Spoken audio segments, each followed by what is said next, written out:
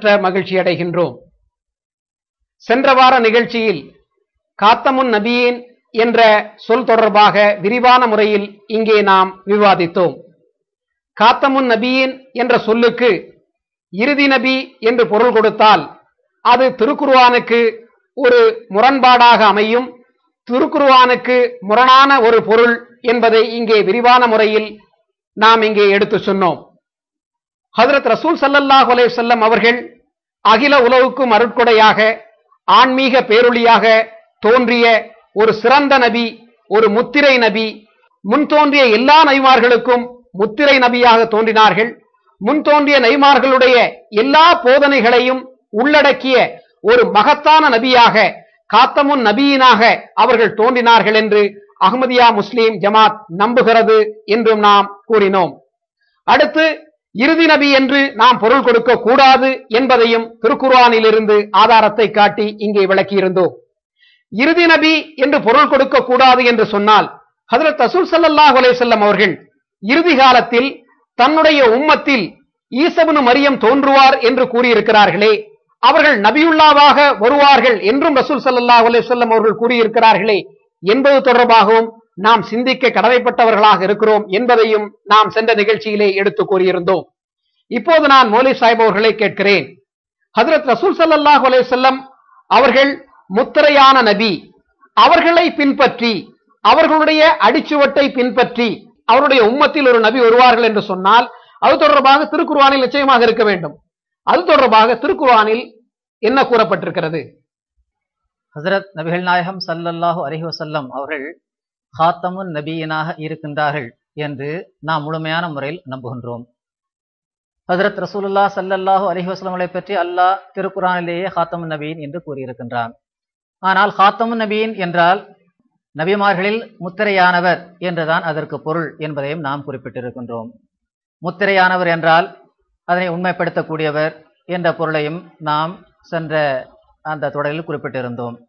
இப்போது இந்த உம்மத்திலிருந்து நபி தோன்றுவார் என்று குறிப்பிடும் போது அப்படிப்பட்ட சில விஷயங்கள் திருக்குர்ஆனில் இன்னும் பல இடங்களில் இருக்கும் அல்லவா என்றுதான் கேள்வி எழுந்திருக்கின்றது. இந்த கோணத்திலும் நம்பிக்கை கொண்டவர்கள் ஆய்வு செய்ய கடமைக்கப்பட்டிருக்கின்றார்கள். அந்த அடிப்படையில் பார்க்கும்போது உண்மையிலேயே நபிமார்களிடம் வாங்கிய உடன்படிக்கையை பற்றி அல்லாஹ் குர்ஆனில் கூறுகின்றான். திருக்குர்ஆன் அதிகாரம் 3 வசனம் 82 அல்லாஹ் கூறுகின்றான், வயது அஹதனா மீசாக்கன் நபியினா, நபிமார்களின் உடன்படிக்கையை அவர்களிடம் வாங்கிய அந்த நேரத்தை நினைத்து பாருங்கள் என்று கூறுகின்றான். அந்த உடன்படிக்கை என்ன? அல்லாஹ் கூறுகின்றான், லமா ஆதேத்துக்கும் மின் கிதாபின் வ ஹிக்மத்தின், உங்களுக்கு வேதத்தையும் அதன் ஞானத்தையும் கொடுத்து, சும்மா ஜாக்கும் ரசூலும் முசத்திக்கும் லிமா மாக்கும், பிறகு உங்களிடம் உள்ளதை மெய்ப்பிக்கக்கூடிய ஒரு ரசூல் இறை தூதர் உங்களிடம் வந்தால், ல துஅமினுன்ன பிஹி வல தன்சுருன்னஹு, நீங்கள் அவர்கள் மீது நம்பிக்கை கொண்டே ஆக வேண்டும், மேலும் அவருக்கு உதவியும் செய்ய வேண்டும். கால ஆக்கிரருக்கும் வாகதத்தும் அலா தாலிக்கும் இஸ்ரி, மேலும் நீங்கள் ஒப்புக்கொண்டு என் பொறுப்பை ஏற்றுக்கொள்கின்றீர்களா என்று அவன் கேட்டதற்கு, ஆம் நாங்கள் ஒப்புக்கொள்கிறோம் என்று அவர்கள் பதில் கூறினர். இப்பொழுது நீங்கள் சாட்சியாக இருங்கள், நானும் உங்களுடன் சாட்சியாக இருக்கின்றேன் என்று கூறினான். இது திருக்குர்ஆன் அதிகாரம் 3 வசனம் 82 வருகின்றது. மீசாக்குன் நபியின், நபிமார்களின் உடன்படிக்கை என்றே இதில் வருகின்றது. இதில் சொல்லப்பட்டது என்னவென்றால், உங்களிடம் உள்ள ஒரு வேதத்தை மெய்ப்படுத்தக்கூடிய உண்மைப்படுத்தக்கூடிய ஒரு ரசூல், ஒரு இறை தூதர் உங்களிடம் வந்தால் நீங்கள் அவரை ஏற்றுக்கொண்டாக வேண்டும், அவர்களுக்கு உதவி செய்ய வேண்டும் என்று நபிமார்களிடம் உடன்படிக்கையை வாங்கியதை அல்லாஹ் இங்கு நினைவூட்டுகின்றான். ஆக இந்த உடன்படிக்கை ஹஜ்ரத் நபிகள் நாயகம் ஸல்லல்லாஹு அலைஹி வஸல்லம் அவரிடமும் வாங்கியதாக அல்லாஹ் திருக்குர்ஆனில் இன்னொரு வசனத்தில் கூறுகின்றான். ஏனென்றால் நபிமார்களை பற்றி பொதுவாகத்தானே வருகிறது.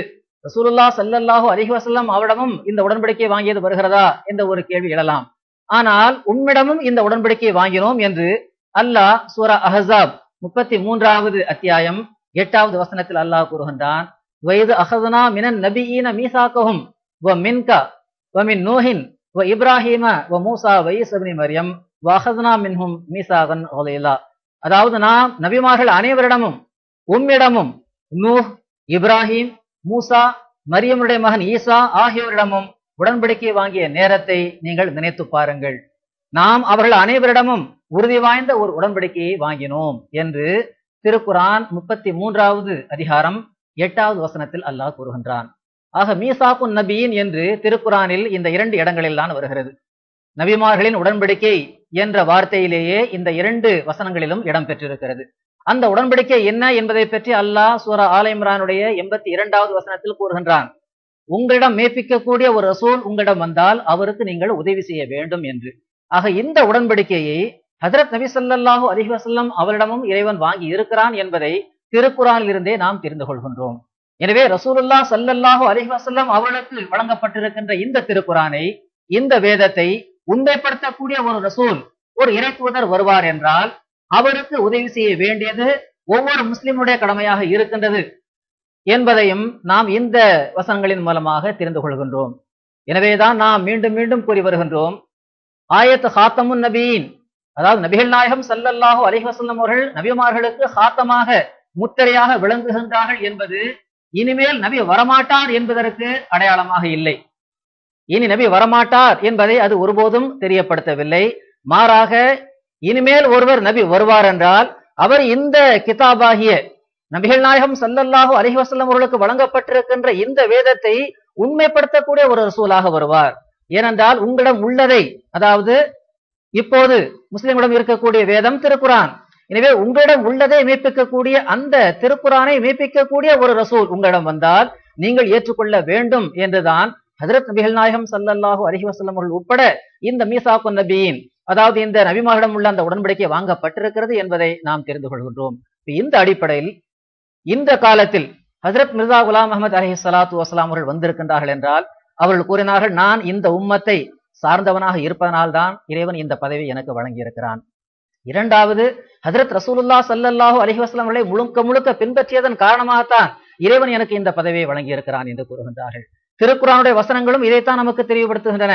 அதாவது இந்த வேதத்தில் உள்ளதை மெய்ப்பிக்கக்கூடியவராக அவர் வர வேண்டும். எனவே அந்த அடிப்படையில் நிச்சயமாக இந்த உம்மத்திலிருந்து ஒருவர் இந்த வேதத்தை மெய்ப்பிக்கக்கூடியவராக வருவார் என்றால் அது நிச்சயமாக ஹாத்தமுன் நபி என்ற அந்த வசனத்திற்கு முரண்பட்டதாக இருக்காது, மாறாக உண்மையிலேயே அதற்கு உட்பட்டதாகவே விளங்கும் என்பதையும் நாம் இதிலிருந்து மிக தெளிவான முறையில் தெரிந்து கொள்கின்றோம். அருமையான முறையில திருக்குர்ஆனினுடைய 3வது அதிகாரம் 82வது வசனத்தை எடுத்து வைத்து திருக்குர்ஆனை மெய்ப்பிக்கக்கூடிய தூதர் வரலாம் என்ற கருத்து அந்த திருக்குர்ஆன் வசனத்திற்கு வந்திருக்கிறது என்பதை இங்கே அழகான முறையில் எடுத்து சொன்னீங்க. திருக்குர்ஆனில் 33வது அதிகாரம் 41வது வசனத்தில் காத்தமுன் நபியின் என்று ஹஜ்ரத் ரசூல் ஸல்லல்லாஹு அலைஹி வஸல்லம் அவர்களை நோக்கி இறைவன் கூறியிருக்கின்றான். அதே அதிகாரத்தில், அதே 33வது அதிகாரத்தில் 8வது வசனத்தில் இறைவன் எல்லா நபிமார்களிடமும் வாக்குறுதி வாங்கியதையும் குறிப்பிட்டிருக்கிறான். நாம் எல்லா நபிமார்களிடமும் உறுதி வாய்ந்த ஒரு வாக்குறுதியை வாங்கியிருக்கிறோம். உம்மிடமும் என்று குறிப்பாக ஹஜ்ரத் ரசூல் ஸல்லல்லாஹு அலைஹி வஸல்லம் அவர்களை நோக்கியும் இறைவன் கூறுகின்றான். நூஹ், இப்ராஹிம், மூசா, ஈசா ஆகிய எல்லா நபிமார்களிடமும் நாம் உறுதி வாய்ந்த ஒரு வாக்குறுதியை வாங்கியிருக்கிறோம். அந்த வாக்குறுதி என்ன வாக்குறுதி என்பதையும் இங்க அழகான முறையில் நீங்க எடுத்து சொன்னீங்க. காத்தமுன் நபியின் என்று சொல்லப்பட்ட அந்த சூறாவிலேயே முற்பகுதியில அல்லாஹ் ரசூல் ஸல்லல்லாஹு அலைஹி வஸல்லம் அவர்களிடமும் வாங்கி அந்த உடன்படிக்கையை மிக அழகான முறையில குறிப்பிட்டிருக்கிறான்.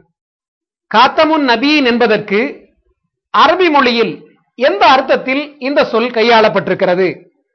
அடுத்து காத்தமுன் நபியின் என்பதற்கு இஸ்லாமிய அறிஞர்கள் என்ன பொருள் கொடுத்திருக்கிறார்கள் என்பதை நம்ம மக்களுக்கு சொன்னா மிக தெளிவான முறையில் இந்த காத்தமுன் நபியின் என்றால் என்ன என்பதை மக்கள் புரிந்து கொள்ள முடியும். ஹாத்தமுன் நபியின்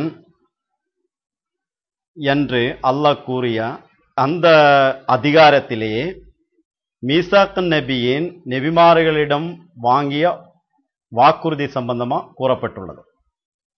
மீசாக்கு குர்ஆனில், அதாவது வாக்குறுதி சம்பந்தமாக குர்ஆனில் 25 இடங்களில் கூறப்பட்டுள்ளது. அதில் 2 இடங்களில் மட்டும்தான் மீசாக்கு நபியின், நபிமார்களுடைய ஒப்பந்தம், நபிமார்களிடம் வாங்கப்பட்ட வாக்குறுதி என்று அந்நபியின் சேர்த்தி வந்துள்ளது. அதனால் இது 2ம் ஒரே வாக்குறுதிதான் என்று குர்ஆனுடைய முஃபஸ்ஸிரீன்கள் குறிப்பிட்டிருக்கின்றார்கள். உதாரணமா ராபித்தத்துல் ஆலமியுல் இஸ்லாமியா வெளியிட்டுள்ள உருது குர்ஆன் தர்ஜமையில் சூரா அஹ்ஸாபிலே 8வது வசனத்துக்கு ஒரு குறிப்பு கொடுக்கப்பட்டுள்ளது. அந்த குறிப்பில் மீசாக்குன் நபியின் என்று இந்த ஆயத்தில் கூறப்பட்டுள்ள மீசாக்கு வாக்குறுதி சூரா ஆலி இம்ரானில் 82வது வசனத்தில் கூறப்பட்டுள்ள அதே வாக்குறுதி தான் என்று முஃபஸ்ஸிரீன்கள் எழுதியுள்ளார்கள் என்று கூட எழுதப்பட்டுள்ளது. வாக்குறுதி ரெண்டும் ஒன்றுதான், அது ரெண்டு என்று ஏதாவது ஒரு ஆள் சொல்றதுக்குள்ள வாய்ப்பு கூட இல்லாத நிலைமையில் குர்ஆன் முஃபஸ்ஸிரீன்கள் அது ஒரே வாக்குறுதி தான் என்று எழுதியுள்ளார்கள் என்பதுதான் சொன்னதனுடைய சுருக்கம். அப்புறம் ஹாத்தமன் நபியின் என்ற சொல் முஹம்மது முஸ்தபா ஸல்லல்லாஹு அலைஹி வஸல்லமுக்கு ஹாத்தமன் நபியின் ஹாத்தம் என்று சொல்லப்பட்டுள்ளது. ஆனா ஒரு சில மக்கள் ஹத்தம் என்றால் அதுக்கு இன்ன அர்த்தம், குர்ஆனில் இன்ன இடங்களில் ஹத்தமா என்ற சொல் வந்துள்ளது, அதுக்கு இன்ன அர்த்தம் இருக்குது, அந்த அர்த்தம் தான் ஹாத்தமுன் நபியினுக்கும் கொடுக்க வேண்டும் என்று கூறுகின்றார்கள். ரெண்டு சொல் சேர்த்து சொல்லும் போது அதுக்கு ஒரு அர்த்தம் இருக்கும், அதே சொல் பிரித்து ஒரு சொல்லாக எடுக்கும் போது இன்னொரு அர்த்தம் இருக்கும். உதாரணமா தாறுமாறா பேசுறார்கள் என்று சொன்னால் தாறு என்பதுக்கும் மாறு என்பதுக்கும் பிரித்து அந்த சொல்லே பிரித்து பார்க்கும் போது அதுக்கு வேற அர்த்தம் இருக்கும். ஆனா தாறுமாறுன்னு சொல்லும் போது வேற அர்த்தம் தான் இருக்கும்.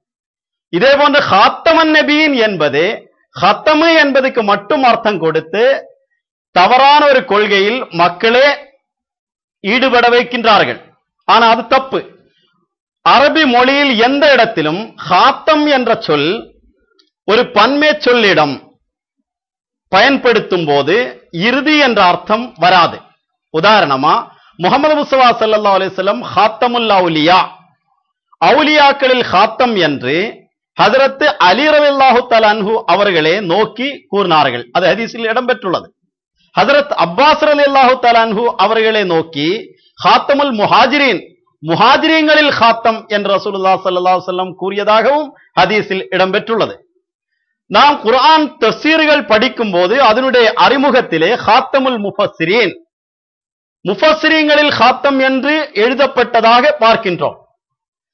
சில கவிஞர்களே ஹாத்தமு ஷுரா, கவிஞர்களில் ஹாத்தம் என்று குறிப்பிடப்பட்டுள்ளது. இதே போன்று ஹாத்தமுல் முஹத்திஸீன், முஹத்தஸீன்களில் ஹாத்தம், ஹதீஸ் அறிஞர்களில் ஹாத்தம். இந்த இடத்தில் எந்த ஒரு இடத்திலும் இறுதியாக வந்த முஹத்திஸ், இறுதியாக வந்த கவிஞர், இறுதியாக வந்த முஹாஜிர், இறுதியாக வந்த ஒலி என்று யாருமே சொல்லலாம். நான் கூறி வந்தது அரபி மொழியில் ஹாத்தம் என்ற சொல் ஒரு பன்மை சொல்லிடம் சேர்த்தி சொல்லும் போது அந்த கூட்டத்தில் இறுதியாக வந்த ஆள் என்ற அர்த்தம் எந்த இடத்திலும் அரபி மொழியில் பயன்படுத்தவில்லை. ஆனால் அந்த கூட்டத்தில் சிறந்தவர்கள் என்ற அர்த்தம்தான் அதுக்கு கொடுக்கப்பட்டுள்ளது. நேரடியாக பொருள் கொள்ளும் போது முத்திரை என்ற அர்த்தம் வரும். ஆனால் முத்திரைக்கு உள்ள அர்த்தம் சிறந்தவர் என்பதுதான் என்றும் அந்த முத்திரைக்கு விரிவுரை எழுதும் போது விரிவுரையாளர்கள் எழுதியிருக்கிறார்கள். அப்புறம் ஹாத்தம் என்ற சொல்லுக்கு இறுதி என்ற அர்த்தம் கொடுத்தால் அதுக்கு என்ன அர்த்தம் என்பது கூட அறிஞர்கள் என்ன சொல்றாரு என்பது நாம் பார்க்கின்றோம். ஹஜரத் அபு அப்துல்லா முஹம்மது பின் அலி ஹுசைன் அல் ஹக்கீம் அத்-திர்மிதி 308 ஹிஜ்ரையில் ஒஃபாத்தான ஒரு அறிஞர். அவர் கூறினார்கள், யலுன்னு ஹாத்தமன் நபியின தாவீலுஹு அன்னஹு ஆஹிருஹு மபுஅசன். ஹாத்தமன் நபியின் என்பதற்கு விளக்கம், அதாவது கடைசியில் வந்த நபி என்று விளக்கின்றார்கள், அப்படி நினைக்கின்றார்கள். ஐயு மன்கபத்தின் ஃபி ஹாதா, அதில் முஹம்மது முஸ்தபா ஸல்லல்லாஹு அலைஹி வஸல்லமுக்கு எந்த பதவி இருக்கிறது, எந்த அந்தஸ்து இருக்கிறது? இறுதியில் வந்த ஆள் சொன்னா எந்த பதவியும் இல்லை. பஹதூர் ஷா ஜஃபர் முகல் எம்பையர்மாரில், முகல் அரசர்களில் கடைசி வந்த ஆள் சொன்னா பஹதூர் ஷா ஜஃபர் சிறப்பார்ந்த ஆள் என்ற அர்த்தம் அதுக்கு கிடையாது. இதே போன்று நபிமார்களில் சிறப்பார்ந்த ஆள் என்பதுக்கு ஒரு பதவி, ஒரு அந்தஸ்து ரசூலுல்லாஹி ஸல்லல்லாஹு அலைஹி வஸல்லம் இறுதியாக வந்த ஆள் என்று சொன்னால் கிடைக்காது என்று இவர் கூறுகின்றார்கள். வ ஐயு இல்மின் ஃபி ஹாதா, அதில் எந்த ஞானம் இருக்கிறது என்றும் கூறுகின்றார்கள். அப்புறம் அவர் கூறினார்கள், ஹாதா தவீலுல் புல்ஹுல் ஜுஹலா, இது மூடர்களுடைய விளக்கமாகும், அறிவற்றவர்களுடைய விளக்கமாகும்.